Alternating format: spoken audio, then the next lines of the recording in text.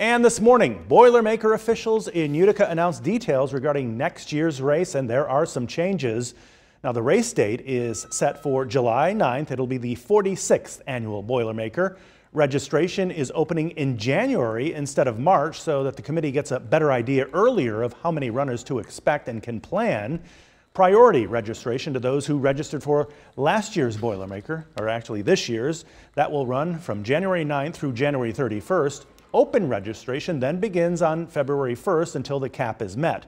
Now, the caps in both the 15K and the 5K have been reduced from 14,500 down to 8,500 runners in the 15K and from 4,500 down to 3,500 in the 5K. Now, the new numbers are actually higher than the number of people who registered for this year's race. And Boilermaker President Mark Donovan says the reduction is just the reality of the pandemic and its still lingering effect.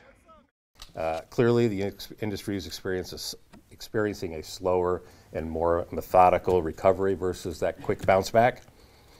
For context, for us to get back to 2019 numbers, if we expected that in 2023, we would have to expect a 90% increase over this year's numbers. Not many businesses have that kind of success and growth rates, and it doesn't seem realistic to us. Now, there will also be once again a virtual option for those who want to run it on their own, and there will be a bit of a detour, we're being told, in the race along Champlain Ave due to construction that is expected to take place. We'll have more on the Boilermaker announcement tonight at 5 and 6. And